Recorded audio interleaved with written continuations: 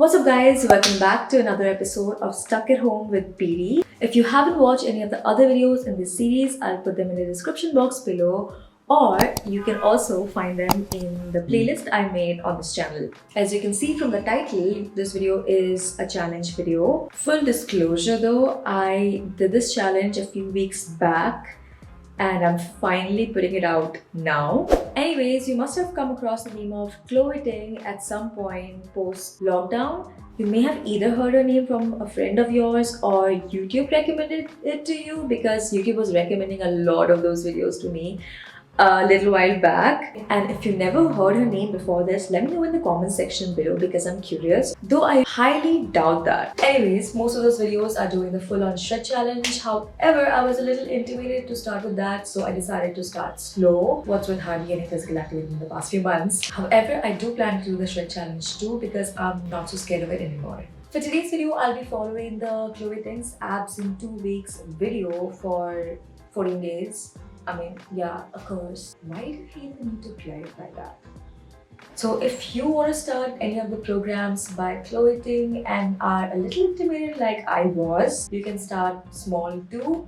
And if you want to follow the video that I will be following, just type CHLOE Ting abs and it should be pretty easy to find. By the way, would you just look at that view count? And yeah, without any further ado, let's start with day 1. Day 1, where I'm barely able to hold it together. Actually, even that is too much to say. My body and mental space was not in any shape to even follow the routine properly. But starting is what matters. Oh, by the way, I need to put the before shot, right? So here it is. In all honesty, I took this picture later in the day after dinner because, well, I forgot to take it before. I promise I'll format it better the next time I shoot a workout challenge video. Day 2.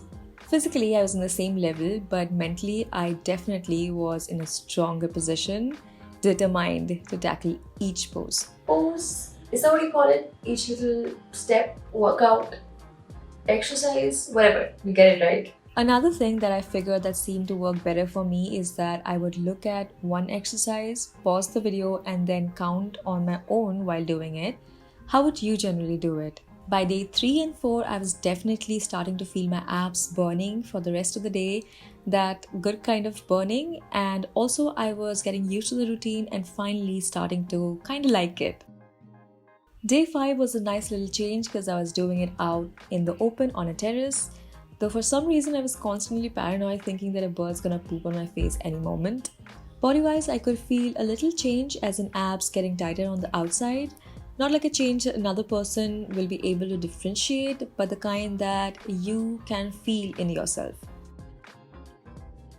And just when I was getting on track, I did a blunder. I skipped a day, and on top of that, I ate a lot of not so healthy food. At this point, I was just hoping that the last 5 days were not in vain.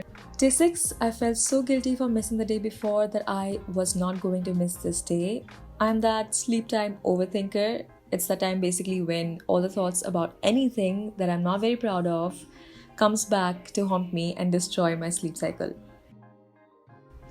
Day 7, the routine actually started to feel a lot shorter than it did when I started. Keeping my fingers crossed, the same thing happens when I do the shred challenge too.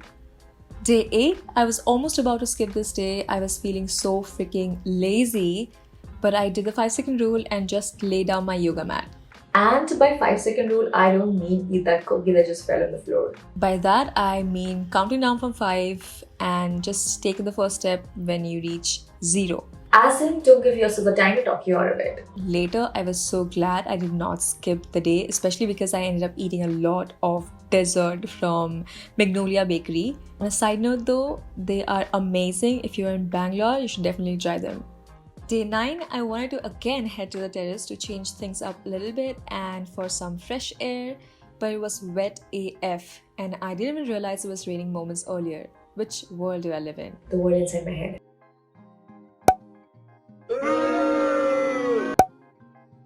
By day 10 and 11, I was getting really comfortable with the routine and also very excited that I was so close to completing it. I have a little confession to make. I tried to do this challenge once before too, but I quit after day 3. I'm not very proud of it, but it seems second time is a charm for me. By day 12, I was fairly sure that I should have followed a healthier diet as opposed to whatever the hell I wanted to eat at the moment to get a more visible result. I have to say though, I was seeing results in spite of it. However, it would have been more evident, I think.